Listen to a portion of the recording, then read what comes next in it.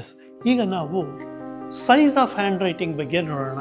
ನಾನು ಅದಕ್ಕೆ ಬರೆದಿರೋದೇ 3 ಸೈಜು. ಒಂದು big, medium, small.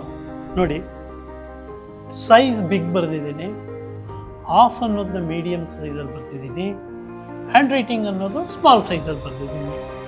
Big, medium, small ಅಂದರೆ ಬಿಗ್ ಸೈಜ್ ಅಂದರೆ 4.88 ಮಿಲಿಮೀಟರ್. ಇದಕ್ಕಿಂತ ಜಾಸ್ತಿ ಇರೋದು ನಾವು ಬಿಗ್ ಸೈಜ್ ಅಂತ ಹೇಳ್ತೀವಿ. ಲೆಸ್ ದೆನ್ 4.87, ಅಬೌವ್ 1.6 ಅನ್ನು ನಾವು ಮೀಡಿಯಮ್ ಅಂತ ಹೇಳ್ತೀವಿ.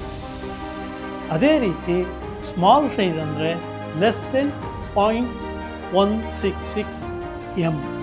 ಇದು ನಮಗೆ ಸೈಜ್ ಆಫ್ ಹ್ಯಾಂಡ್ ರೈಟಿಂಗ್ ಏನು ಹೇಳುತ್ತೆ ಅಂದರೆ whether the writer reaches to the people or pull back from the people or his surroundings ಅನ್ನೋದು ತಿಳಿಸುತ್ತೆ. ಈಗ ಬಿಗ್ ರೈಟರ್ ಬಗ್ಗೆ ಮಾತಾಡೋಣ. Big writer, these people are socially extroverted. ಅಂದರೆ ಇವರು ಯಾವಾಗಲೂ ಬೇರೆಯವ್ರ ಜೊತೆ ಇರಬೇಕು, ಗುಂಪಲ್ಲಿರಬೇಕು, ಆಮೇಲೆ ಇವರೇ ಲೀಡ್ ಮಾಡಬೇಕು ಅನ್ನೋ ನೇಚರು ಈ ಬಿಗ್ ರೈಟರು.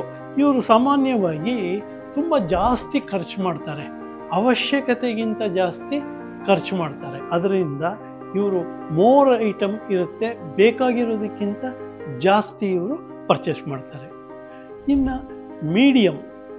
ಮೀಡಿಯಮ್ ರೈಟರ್ಸು, ಇವರು ಎಷ್ಟು ಬೇಕೋ ಅಷ್ಟಕ್ಕೆ ಇದು ಮಾಡ್ತಾರೆ.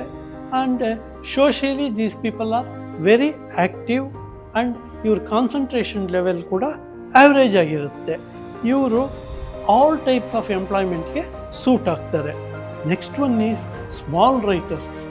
ಈ small writers they can not be comfortable in a group. ಅವ್ರಿಗೆ ಒಬ್ಬರು ಇಬ್ಬರು ಇದ್ದರೆ ಮಾತ್ರ ಕಂಫರ್ಟು. ಅವ್ರ ವರ್ಕ್ ಸಹ ಅಷ್ಟೇ, ಗುಂಪಲ್ಲಿ ಅವರಿಗೆ ಕೆಲಸ ಮಾಡೋಕ್ಕಾಗಲ್ಲ. ಅವ್ರಿಗೆ ಇಂಥ ಕೆಲಸ ನೀನು ಮಾಡು ಅಂತ ಹೇಳ್ಬಿಟ್ರೆ ದೇ ವಿಲ್ ಡೂ ದಟ್. ಆಮೇಲೆ ಇವ್ರಿಗೆ ಕಾನ್ಸಂಟ್ರೇಷನ್ ಲೆವೆಲ್ ತುಂಬಾ ಜಾಸ್ತಿ ಇರುತ್ತೆ, concentration. And these people R compulsive economist. ಅಂದರೆ ಇವರು ದುಂದು ವೆಚ್ಚ ಎಲ್ಲ ಮಾಡೋದಿಲ್ಲ.